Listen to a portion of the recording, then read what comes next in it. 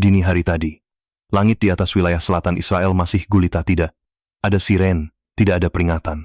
Hanya kesunyian yang tak biasa, seperti napas terakhir dari sebuah sistem yang terlalu percaya diri. Di pinggiran gurun Negev, tersembunyi di balik pagar berlapis dan jalur komunikasi terenkripsi, berdiri sebuah kompleks yang tak tercantum di peta sipil, markas operasi rahasia Mossad. Disinilah, sekitar 3.000 personel bekerja dalam senyap menyusun strategi, menganalisis data, dan mengordinasikan misi-misi yang tidak pernah masuk berita. Tapi pagi ini, keseimbangan itu runtuh, tidak oleh sorotan kamera atau pernyataan politik, melainkan oleh kekosongan yang menggelegar momen hening sebelum sejarah berubah arah. Apa yang sebenarnya terjadi di balik tembok itu?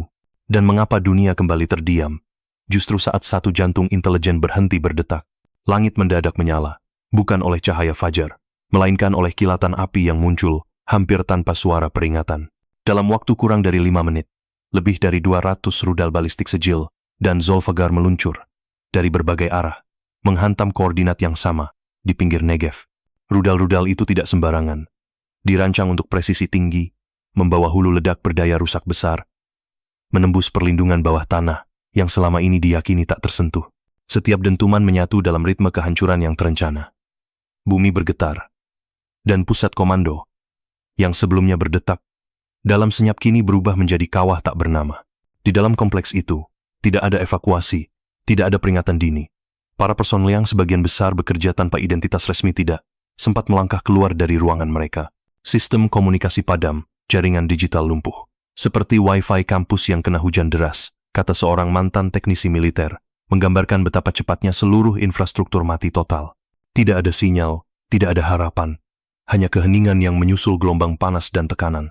Kawasan yang dulunya steril dan dijaga ketat kini menjadi zona abu-abu. Tidak tercatat dalam pernyataan resmi, namun membekas dalam jejak satelit dan gemetar di dasar geopolitik Timur Tengah. Serangan ini, yang belum diklaim secara terbuka, tidak hanya menghancurkan fisik sebuah bangunan, tetapi mengguncang paradigma keamanan dan kerahasiaan intelijen modern. Dan dari reruntuhan inilah, muncul pertanyaan yang lebih besar. Apakah ini permulaan dari babak baru yang tak seorang pun siap hadapi? Ledakan besar yang mengguncang markas rahasia Mossad di selatan Israel itu tidak hanya menghancurkan struktur fisik, tetapi memecah keheningan global yang selama ini menyelimuti operasi intelijen tingkat tinggi. Belum sampai matahari terbit, Tehran mengeluarkan pernyataan resmi. Dalam siaran singkat yang dibacakan oleh juru bicara Kementerian Pertahanan Iran, mereka menyebut serangan ini sebagai aksi pembalasan terbuka terhadap intervensi ilegal dan pembunuhan diam-diam yang dilakukan oleh Mossad terhadap kepentingan Iran di Suriah dan Libanon. Dunia mendengarkan bukan dengan kaget, tapi dengan campuran ketakutan dan kewaspadaan. Di Yerusalem, suasana berubah drastis. Jam 5.30 pagi waktu setempat, Perdana Menteri memanggil rapat kabinet darurat. Kamera-kamera stasiun TV menunjukkan wajah-wajah pucat, ketegangan dalam senyap. Untuk pertama kalinya dalam 2 dekade terakhir, 3 sistem pertahanan utama Israel Iron Dome, David Sling, dan Arrow dinyatakan gagal mendeteksi dan mencegat rudal-rudal tersebut secara efektif. Seorang analis militer dari Universitas Haifa menyebutnya secara blak-blakan, apa gunanya teknologi miliaran dolar jika tak satu pun bergerak? Ini seperti museum teknologi yang tidak diberi listrik. Dari pantauan radar sipil dan laporan lembaga pemantau ruang angkasa komersial, sinyal serangan sebenarnya sudah terdeteksi 1 jam sebelumnya. Namun, sistem peringatan dini menyebutnya sebagai false alarm. Diduga karena pola serangan terlalu simetris dan terlalu sempurna untuk dianggap ancaman nyata. Keputusan ini kini menjadi pusat penyelidikan internal dan juga kritik tajam dari masyarakat sipil. Di jalanan Tel Aviv, ribuan orang turun ke jalan menjelang siang hari. Mereka membawa spanduk bertuliskan, ini bukan kegagalan militer, ini kegagalan nasional. Oposisi di Knesset Parlemen Israel menyebut insiden ini sebagai bencana negara terbesar dalam sejarah modern dan menyerukan pembentukan komisi independen untuk menyelidiki seluruh rantai komando pertahanan. Media nasional dan internasional menggali lebih dalam. Beberapa laporan awal dari wartawan investigatif menyebut kemungkinan adanya infiltrasi tingkat tinggi di tubuh Mossad sendiri. Ada teori bahwa informasi lokasi dan waktu aktivitas markas telah bocor sejak berminggu-minggu sebelumnya. Kecurigaan mengarah ke salah satu perwira senior yang belum diketahui identitasnya secara publik, namun kabarnya sudah diamankan untuk pemeriksaan intensif. Tidak ada yang dikonfirmasi secara resmi, namun atmosfer ketakutan dalam birokrasi pertahanan mulai terasa nyata. Suasana politik pun memanas. Beberapa anggota kabinet mulai saling menyalahkan secara tersirat dalam pernyataan media. Perdana Menteri dituntut tidak hanya memberikan penjelasan, tapi juga tanggung jawab moral. Seorang mantan kepala divisi keamanan menyebut bahwa kepercayaan publik terhadap sistem perlindungan negara kini telah mencapai titik terendah. Sementara itu, di kancah internasional, reaksi beragam mulai bermunculan. Beberapa negara Eropa menyerukan penahanan eskalasi dan mengingatkan bahwa diplomasi tidak boleh ditinggalkan dalam kegelapan reruntuhan. Amerika Serikat, sekutu utama Israel, menyampaikan keprihatinan mendalam dan menyatakan dukungannya terhadap hak Israel untuk mempertahankan diri, namun juga menekankan pentingnya penyelidikan yang transparan. Di tengah pusaran diplomatik dan ketegangan politik ini, muncul narasi lain lebih sunyi tapi mendalam. Narasi tentang mereka yang hilang dalam ledakan itu. 3.000 orang bukan sekadar angka. Mereka adalah individu dengan kehidupan, keluarga, cerita. Ada yang baru menikah sebulan lalu. Ada yang sudah berpuluh tahun mengabdi dalam diam, dalam bayang-bayang kawah dan debu. Tersisa kenangan yang belum sempat diungkapkan. Seorang ibu dari salah satu personel yang diwawancarai di luar kamera berkata pelan, "Saya tahu, anak saya tidak pernah bisa menceritakan pekerjaannya, tapi saya tidak pernah membayangkan akhir hidupnya akan dibungkam secepat ini." Suara itu, lebih dari data atau strategi, mengingatkan dunia bahwa di balik tiap seragam, selalu ada kemanusiaan yang rentan. Serangan ini, tak diragukan, menjadi titik balik. Tidak hanya untuk keamanan regional, tetapi untuk bagaimana dunia memandang konsep kekebalan dan kerahasiaan. Ketika markas seaman itu bisa hancur dalam hitungan menit, pertanyaannya bukan lagi siapa yang menyerang, tapi mengapa semua sistem yang dibangun selama ini gagal mencegahnya.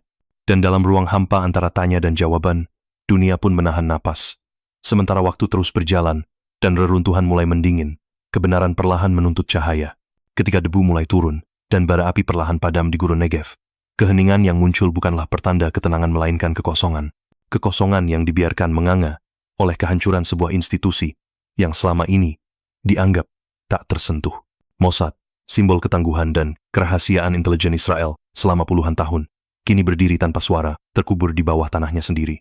Tidak ada siaran resmi tentang jumlah korban yang pasti. Bahkan, pemerintah pun belum mampu menyatukan seluruh data, karena banyak identitas para agen yang diklasifikasikan sebagai non-existent dalam catatan sipil. Dalam kekacauan itu, keluarga korban menjadi pihak yang paling sunyi dan paling bingung. Seorang perempuan tua di Ashkelon duduk di ruang tunggu rumah sakit militer, dengan berkas foto usang di tangan berkata pelan kepada wartawan, "Saya tidak tahu di mana anak saya bekerja. Saya hanya tahu, sejak kemarin malam, ponselnya tidak pernah aktif lagi." Pernyataan sederhana itu menggambarkan dengan telak betapa rahasia, seketat apapun, bisa berubah menjadi penderitaan dalam ketidakjelasan. Sementara di Iran, suasana sangat kontras. Televisi pemerintah menayangkan potongan-potongan video parade militer dengan iringan musik nasionalis. Klip peluncuran rudal Sejil diputar ulang dalam gerakan lambat. Diberi efek grafis seperti produksi sinema murah. Narasinya penuh retorika, menggambarkan kemenangan keadilan atas kekuatan bayangan. Jalan-jalan utama di Teheran dihiasi bendera, dan pidato pejabat senior meyakinkan publik bahwa ini adalah pembalasan yang terukur dan konstitusional. Namun reaksi dunia jauh lebih kompleks. Amerika Serikat, sekutu utama Israel, menyatakan keprihatinan mendalam, namun berhenti memberikan komitmen bantuan langsung. Dalam konferensi pers di Washington, juru bicara Departemen Luar Negeri menyebut serangan ini sebagai eskalasi berbahaya yang bisa mengganggu kestabilan regional. Tetapi ketika ditanya tentang respons militer, jawabannya mengambang. Eropa pun berhati-hati. Berlin dan Paris mendesak deeskalasi. Sementara Moskow dan Beijing menghindari posisi eksplisit, menunggu perkembangan lebih lanjut. Di dalam negeri Israel, tekanan datang dari semua arah. Publik kehilangan kepercayaan bukan hanya pada militer, tapi pada keseluruhan struktur negara. Meme-meme sindiran mulai menyebar di media sosial. Lebih percaya CCTV, warung daripada radar militer. Gerakan protes spontan muncul di beberapa titik Tel Aviv dan Haifa. Mereka bukan demonstrasi besar-besaran, tapi cukup untuk menunjukkan bahwa warga tidak lagi melihat negara sebagai pelindung absolut. Parlemen Israel, Knesset, mulai bocor dari dalam. Laporan investigatif dari Haaretz dan Channel 12 mengindikasikan kemungkinan adanya rencana perombakan besar dalam struktur Kementerian Pertahanan dan Divisi Intelijen. Beberapa nama menteri dan kepala Direktorat Keamanan disebut-sebut akan diminta mundur, bukan hanya karena kegagalan teknis, tetapi karena dianggap menyembunyikan informasi penting terkait ancaman serangan. Lebih jauh, muncul ketegangan politik lintas fraksi. Sayap kanan menuntut aksi balasan keras, sementara kubu tengah dan kiri meminta pembentukan komisi khusus independen. Beberapa mantan jenderal menyarankan pendekatan diplomatik karena serangan balasan tanpa strategi bisa memicu reaksi berantai yang lebih buruk dari ini. Negara terbelah bukan oleh ideologi, tetapi oleh ketidakpastian masa depan. Di panggung internasional, banyak analis mulai menyebut ini bukan sekadar kegagalan taktis, tetapi krisis simbolik.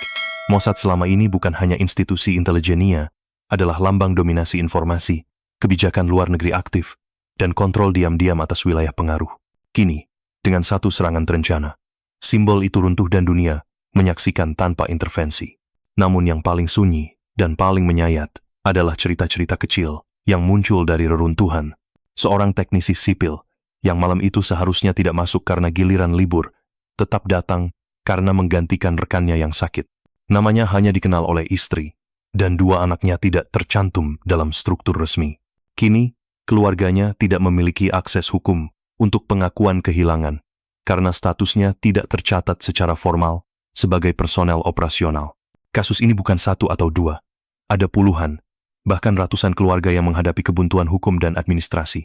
Pemerintah menyarankan agar menunggu proses verifikasi identitas melalui data biologis dan sensor biometrik proses yang bisa memakan waktu berbulan-bulan, atau bahkan lebih lama jika catatan lapangan hilang dalam ledakan.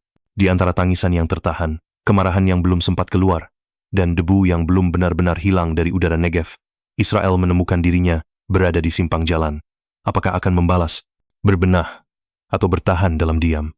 Namun dalam konteks geopolitik yang terus bergerak, waktu tidak memberi banyak ruang. Dunia menunggu, bukan untuk menyaksikan perang, tetapi untuk melihat apakah sistem yang selama ini mengandalkan rahasia bisa pulih dengan keterbukaan. Karena ketika sebuah simbol jatuh, pertanyaan yang tersisa bukan hanya soal siapa yang bersalah, tetapi apa yang tersisa untuk dipercaya. Dan dalam sunyi yang membungkus padang pasir malam itu, satu hal terasa pasti. Kepercayaan sekali, retak tidak bisa dibangun kembali hanya dengan perintah militer atau pidato politik. Ia membutuhkan kebenaran dan waktu. Di balik kawah yang membekas di gurun Negev, tidak hanya dinding yang runtuh. Mossad, institusi yang selama puluhan tahun berdiri sebagai simbol kecerdikan dan kekebalan negara, kini kehilangan bukan hanya markas, tetapi juga mitosnya. 3.000 nama yang tak pernah disebut di depan umum, kini menjadi luka kolektif dalam diam luka yang tidak bisa disembuhkan oleh peringatan negara atau upacara simbolik. Pemulihan tidak akan mudah. Membangun kembali jaringan global, merekrut ulang agen-agen berkaliber tinggi, dan membangun kembali kepercayaan internasional. Semuanya membutuhkan lebih dari sekadar dana dan waktu. Dibutuhkan refleksi, dibutuhkan kerendahan hati untuk bertanya, di mana letak celah dalam sistem yang selama ini dianggap tak terkalahkan. Karena yang hilang bukan sekadar operasional, melainkan rasa aman yang selama ini dijanjikan oleh bayangan kekuatan. Dan ketika diplomasi hanya menjadi pelengkap dalam perhitungan militer, kita mulai bertanya, apa sebenarnya arti pertahanan jika yang dibela adalah kebisuan? Saat darah dibalas dengan darah, diplomasi hanya jadi aksesoris. Dan jika Mossad pun bisa dilumpuhkan dalam satu malam, siapa lagi yang bisa merasa aman di siang hari? Simpan video ini, bagikan ke temanmu, dan tinggalkan komentarmu. Dunia butuh suara jujur, bukan hanya laporan resmi.